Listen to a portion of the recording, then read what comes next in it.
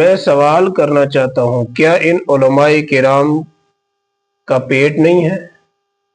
क्या ये उलमा इंसान नहीं है?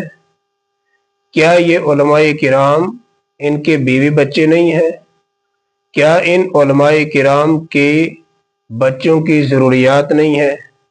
क्या ये अपने बच्चों को आला तालीम देना नहीं चाहते? क्या इन उलमाए किराम के माँ बाप नहीं हैं? क्या उनकी ज़रूरियात नहीं है? क्या उनकी बीमारियां नहीं हैं, मेडिकल खर्चा नहीं है? अभी हाल ही में मैं एक इमाम साहब से मिला तो वो कहने लगा, जी मैंने पूछा हजरत आप जो है मदरसे में उस्ताद हैं तो क्या तनख्वाह देते हैं?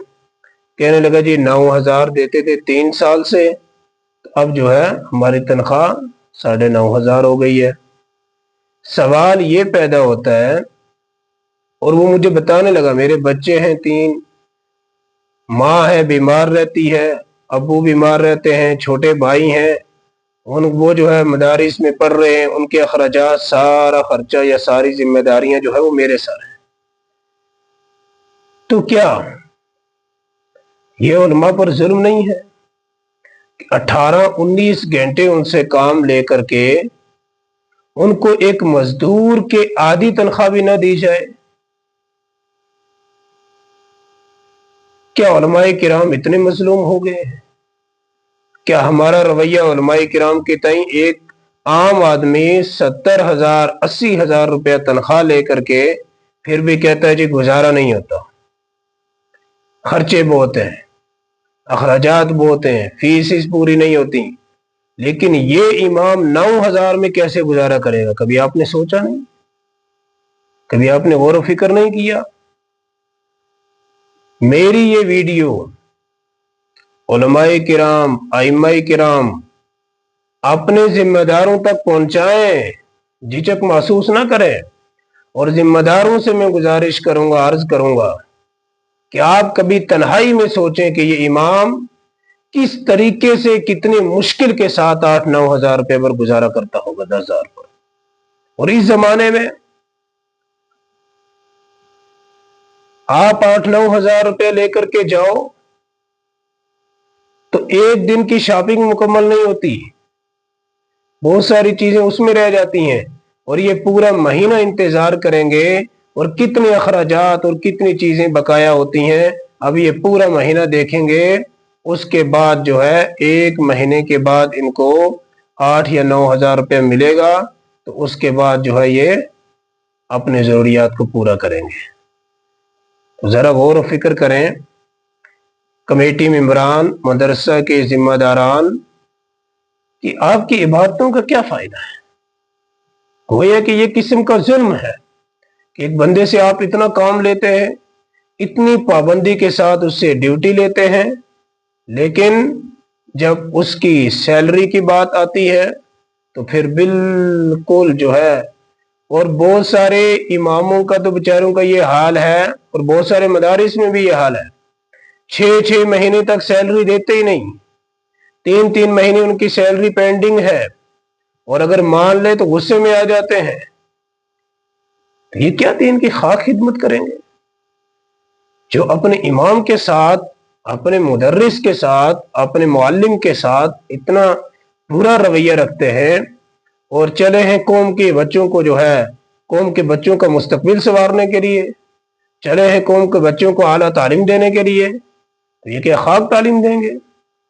लिहाजा मेरी गुजारिश है तमाम कमेटियों से और तमाम जिम्मेदारों से, खुदारा अपने मातहतों पर रहम करें। ये उलमा हैं, फरिश्ते नहीं हैं, इन्हें खाने की भी हाजत होती है, इनका दिल भी चाहता है कि हम मुख्तलिफ चीज़ें जो है घर में लाएं, खाएं। इनके बीवी बच्चों की भी ख्वाहिशात हैं, वो भी चाहते हैं कि हमें अच्छी चीज़ खाने को मिले, उनकी भी ज़रूरियात ज़िंदगियाँ हैं। लिहाजा इनके ऊपर जुल्म ना करें, इनकी तनख्वाहें अच्छी रखें। और बहुत सारे मदारिस में तो उस्ताद पर पाबंदी होती है, और बहुत सारे मसाजिद में भी, कि आप जो है सिर्फ अजान देंगे, नमाज पढ़ेंगे और हमारी तनख्वाह ही पर गुजारा करेंगे, आप ट्यूशन नहीं पढ़ा सकते, आप जो है कहीं मकतब पढ़ाने के लिए नहीं जा सकते, आप मदरसे में है तो बाहर इमामत नहीं कर सकते, ठीक है, आप उन्हें अच्छी तनख्वाह दे दीजिए। आप 20 से 25,000 30,000 तनख्वाह दीजिए, वो नहीं जाएंगे कहीं पढ़ाने के लिए। लेकिन 8 या 9,000 रुपए तनख्वाह देकर और फिर इतनी पाबंदियां, आपके दिल में खुदा का खौफ नहीं है? आपके दिल में खुदा का डर नहीं है? ये उलमाए किराम का हाल है। अगर इन उलमाए किराम ने माइशत से तंग आकर मजबूर होकर कोई कारोबार करना शुरू कर दिया तो सोचो आपके बच्चों के मुस्तकबिल के ईमान का क्या होगा, आपके बच्चों और आपकी नमाजों का क्या होगा, आपके नस्ल के ईमान का क्या होगा।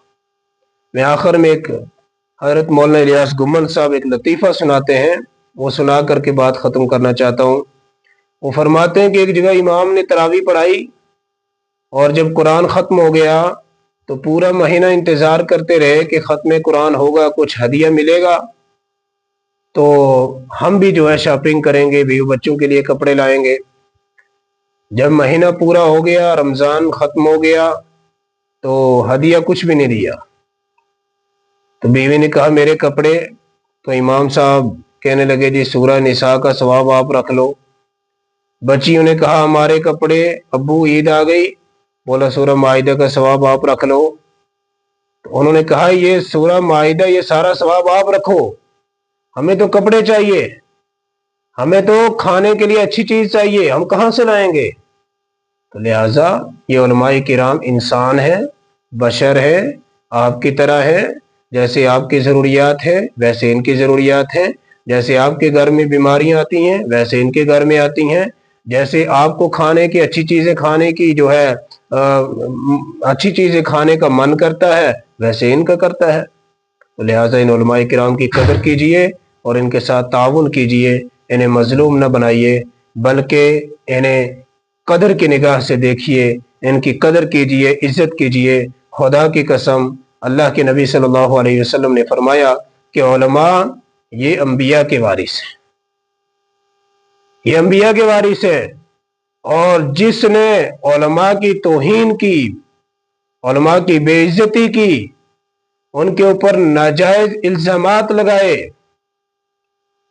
तो यही लोग हैं जो खसारा उठाने वाले हैं। गोया कि इन्होंने रसूलुल्लाह सल्लल्लाहु अलैहि वसल्लम को ईज़ा पहुंचाई, क्योंकि हुजूर के वारसों को तंग करना बराह रास्त रसूलुल्लाह को तंग करना है। खैर वीडियो बड़ी हो गई, तो अब मेरी गुजारिश आखिर में ये रहेगी कि इस वीडियो को तमाम उलमा, आइम्मा, मदारिस के जिम्मेदारान और इन तक पहुँचाएँ, जो अपनी कमेटियों तक और जो जिसके मातहत काम करता है उस तक इस वीडियो को ज़रूर पहुँचाएँ। वीडियो अच्छी लगी तो लाइक और शेयर करना हरगिज़ न भूलें। अस्सलामु अलैकुम व रहमतुल्लाहि व बरकातहू।